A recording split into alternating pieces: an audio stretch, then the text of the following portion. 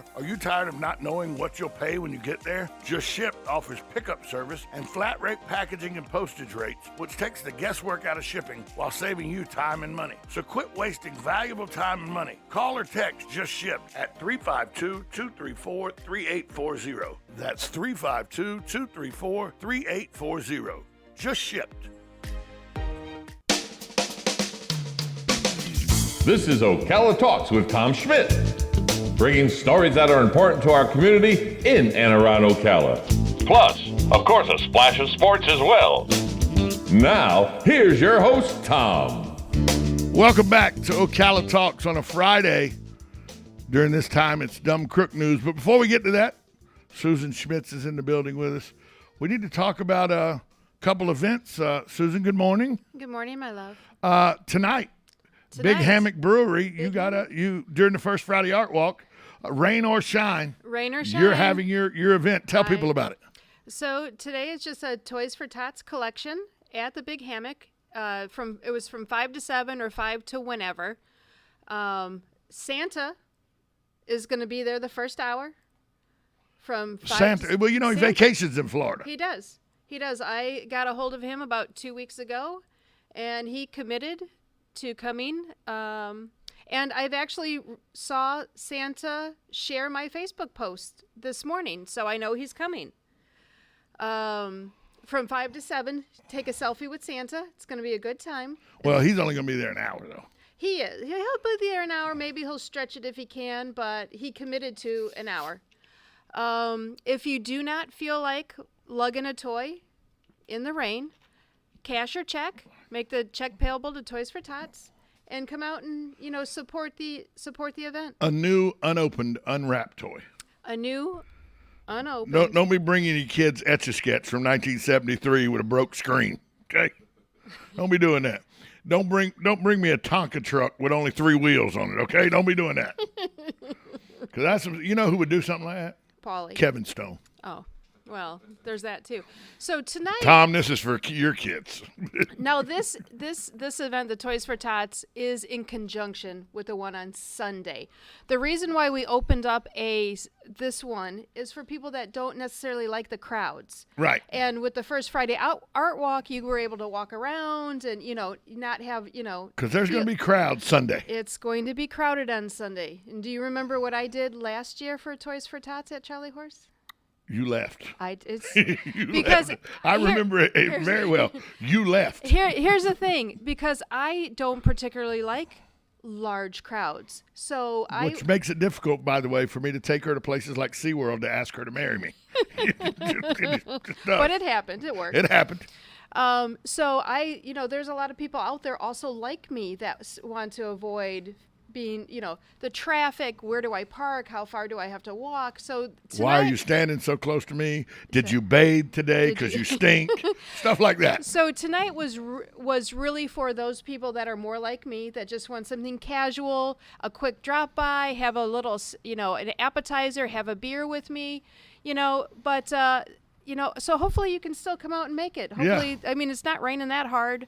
And it may ease off. The front may move through. And it may just move right on through. It may move through. So Sunday, we will be at Charlie Horse, brought to you by, we will be for the second annual Toys for Tots run, brought to you by Charlie Horse, the Law Enforcement Motorcycle Club, Punishers Motorcycle Club, Just Shipped, and of course, WOCA, The Source.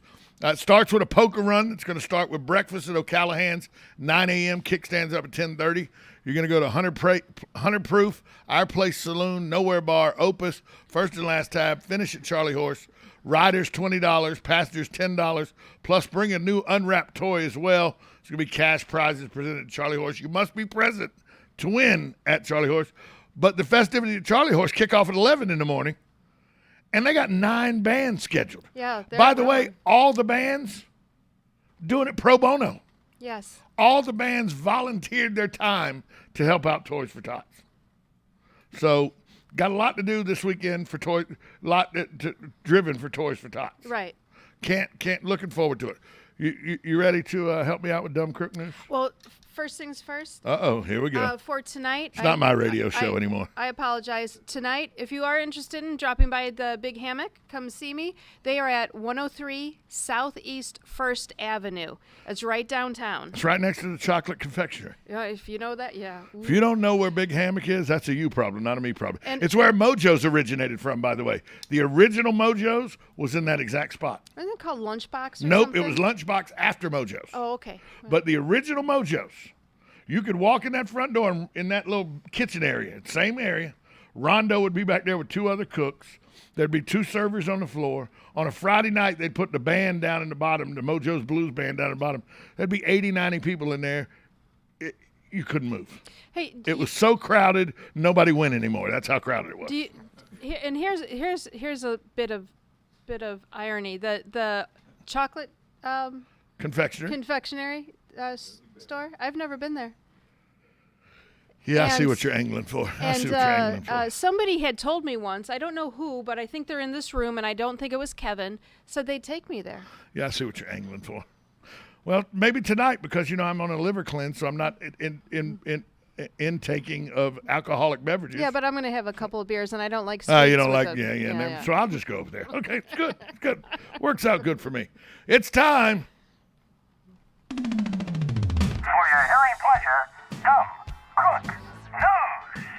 That's right. It's time for Dumb Crook News. We do it every Friday. We got quite a bit, but we're going to do it real quick because we got to run through it. Dumb Crook News. This dumb crook is Riverside, California. Police are looking for a man. He's accused of strong-arm robbery. He held up and stole the cash box from a caricature artist at a Friday art walk type deal like we do. Oh. A caricature artist was out on the sidewalk and he robbed the guy, took his money, stole from him, over $300. That's terrible. He did it after he had sat for his caricature to be drawn. And he ran away without taking the caricature drawing with him. So the police have kind of a picture of him. Dumb crook. God. So, yeah. They're still looking for him, though. This happened last weekend. They're still looking for him. But a lot of people have called in saying that they've given great tips. So they're looking for him. That's in Riverside, California. This happened in Norfolk, Virginia. Andrew Hennels was caught before he was able to break the law. He was going to rob a Tesco.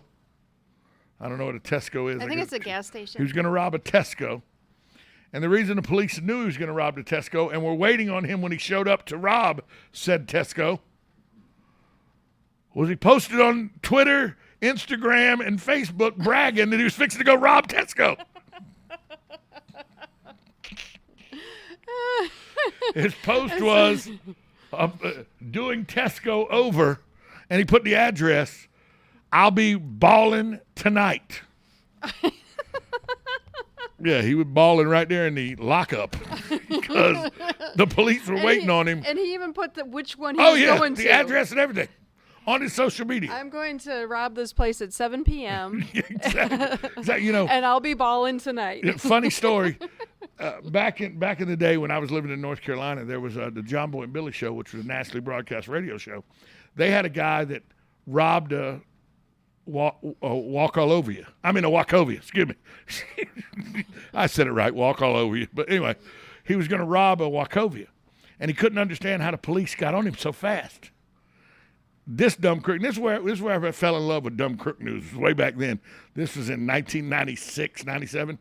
He went into the Wachovia, handed the teller a note, said, "This is a robbery. Put the money in a bag and bring it to me in the Toyota Camry in the 7-Eleven next door." And he left the bank. Had no idea how the cops were able to find him so quick. So that's where my love for Dumb Crook came from. And this story's the same way. This moron posted on Facebook, about to go rob the Tesco, bawling tonight. Yeah, bawling your eyes out, crying like a baby after they arrested you. Dumb crook. And then finally, in non-Florida Dumb Crook news, this crook, Portland, Oregon, he executed the perfect robbery, or almost perfect. He broke into a house. He goes through every inch of the house he'd broken into, opened all the drawers. He stole everything of value in the house. TVs, stereos, computers, tablets, jewelry, everything of value he stole without any fingerprints or DNA left anywhere. But then Except he was thirsty. So he stopped by the refrigerator, took out a container of orange juice, drank straight from the container of orange juice, and left it in the kitchen sink with his DNA all over it. Of course, he's a criminal, probably in the system. They ran his DNA. DNA, yeah. They knew who he was, went and arrested him. He'd done everything perfect. Gloves, everything. Was able to disable the alarm system so it didn't go off, all that. He needed a little. But he needed some orange He juice. needed something to drink. He needed some orange juice. Dumb crook. Now, because we are, oh, no, there's one more. I forgot. There's one more. Porch pirate. The dumbest porch pirate ever. When I say dumb, I mean dumb. This happened in Upland, California. The Upland police call it the Mr. Blue Shirt caper. Kevin McLaughlin was walking his dog in his neighborhood, in the neighborhood he lived in. Oh. He had on a vibrant blue shirt, a pair of shorts, and some tennis shoes. He walks by, and he literally, you could see him stop, turn towards the door of the porch. The Ring camera catches him in all his full glory with his dog on the leash. He walks out of the screen. 8 seconds later, a man similarly dressed, but you can't see his face because the vibrant blue shirt is pulled up over his face to hide his face, comes back on the porch, takes the package, and runs off. 8 seconds after Mr. McLaughlin had walked by, walking his dog, dressed exactly the way the unknown porch pirate was dressed, who came back 8 seconds after McLaughlin walked by. But McLaughlin says, it wasn't me. Where's my dog in the photo? Another neighbor come out and said that McLaughlin had put the leash into some bushes, wrapped it up like you would a horse at a hitching post, and had wrapped the dog up in their yard, went and got the package, and then took his shirt down and walked off with the package. All that caught on the other neighbor's Ring doorbell camera. And he did all of this in his own neighborhood. What was And the package? I wonder what was written on They it. didn't that say he what wanted. they didn't say what was in the package. Like, it's not just a brown, but something was written on it. They didn't to say what was. describe, like They didn't say what was in the package. Now it's time for Florida Dumb Crook News, and it's a special Florida Dumb Crook News today, as all the crooks in Florida Dumb Crook News are from Marion County, Florida. So you may know some of these people. Arrestee escapes from hospital while in custody. Marion County Sheriff's Deputy C. Riculi responded to 2920 Northeast 165th Lane after a tipster reported that a woman identified as Ashley Colon who was wanted on several warrants was at that location. He located Colon. She was taken into custody without incident. Sounds good. She immediately, though, in the backseat of the patrol car, started complaining of stomach pain and stated that she'd recently had surgery. So EMS was called. They transported her to the hospital. At the hospital, she told a nurse she had to go to the bathroom. They let her go to the bathroom. The bathroom had dual doors, one going one way, one going the other way. She went out the other door, out through the lobby, and back out, escaped, gone. Now, you just got arrested. The police know you left the hospital and escaped. They're looking for you. She was found 35 minutes later back in her front yard where she had been arrested the first time, drinking a beer, hanging out with friends. I wonder if the sheriff's, was that sheriff or OPD? Sheriff's Department. So I wonder if the sheriff's department, I really would like to know, like, their look on their face, or what they're. You know what? Let's just do a drive-by there. I bet you she went back home, and sure enough, there here we are. She was taken into custody after a short foot chase. She's now being held on $25,000 bond. And she's only allowed to use one bathroom, and that's in her cell. Who's the dumb person there? The people that let her escape the hospital, or her for going back to her home? Or is there enough blame to go around? There's enough blame to go around. Here we go, Fort McCoy, Florida. A Fort McCoy teen who's been labeled as a career criminal as a juvenile is under arrest after his sister reported him. On Monday, Marion County Sheriff's deputies responded to the 12,000 block of Northeast 227th Place in Fort McCoy in reference to an altercation between a brother and a sister. The deputy made contact with his sister, who stated she and her brother, Toby Bateson, had gotten in an argument because he was bringing druggies into the house. The sister stated that her mother owns the house, but she was out of town. The sister was in charge of the residence.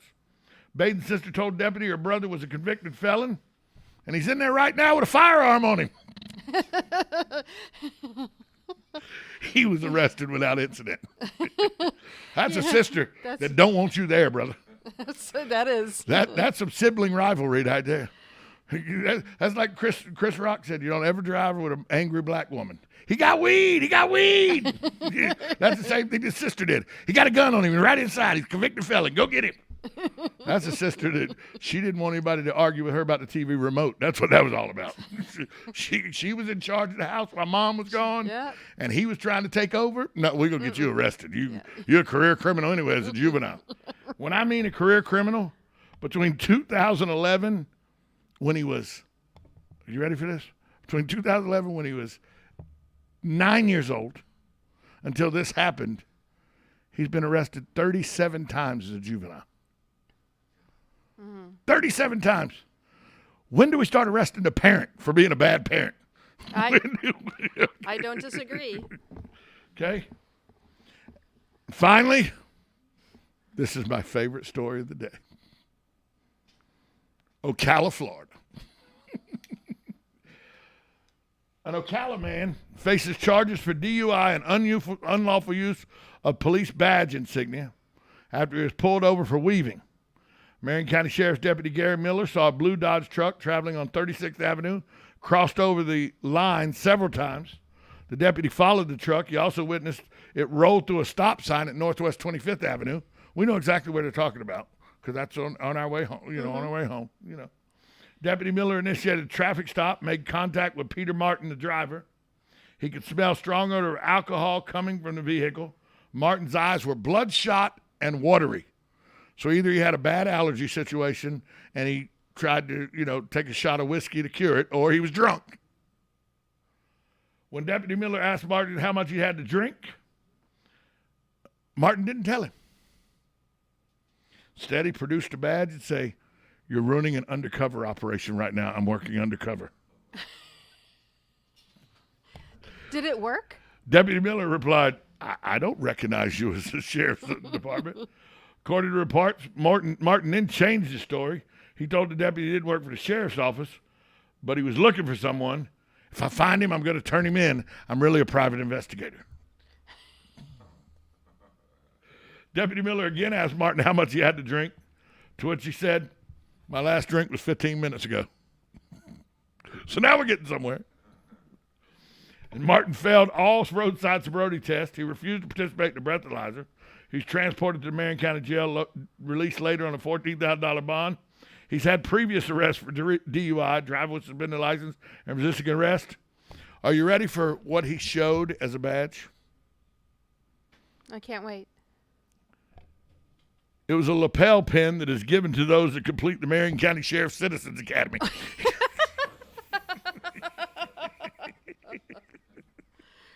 At least I have a badge. I have a sheriff's badge that was given for the 175th anniversary of the Marion County Sheriff's Department, and it looks like sheriff's badge, but it clearly says 175th. And that's what I use as a ball marker. It's in my golf bag, and I use it to mark my golf ball on. At least I have something like that. I'm not sure, this guy's showing a pin that he got or somebody got for completing the Marion County Sheriff's Office Citizens Academy. Leave me alone. I'm working undercover. Look, I don't recognize you. Well, I don't actually work for the sheriff's office. I'm looking for somebody, and when I find them, I'm going to turn them in because I'm a private investigator. But I have this Citizens Academy pin that gives me the right to be out here. How much have you had to drink? It doesn't matter. I'm undercover. Part of the undercover is I have to act drunk so I can blend in. You know what I would like one day? For that moron never to drive on the roadways again? I think one day during Dumb Crook News, it'd be fun if you did it with either Balkan or Woods, so you could see their expressions. Oh, they would. But see, it wouldn't be fun. No? Because they'd be like, typical. Typical. See that every day. Job security. I guess it's true. I mean, to them, it's not funny. To them, it's what they deal with on a daily basis. It's, to us, it's funny. Although, if it was happening to us, it would not be near as funny. Well, I'll tell you the dumbest crook I know. His name is Tom Schmitz. Dumbest crook ever. You got to be pretty dumb to go back home for 3 days and come back with a felony conviction for trafficking cocaine. You got to be pretty dumb to do that. Yeah, but that saved your life and turned you around. It did save my life. I give Todd all the credit.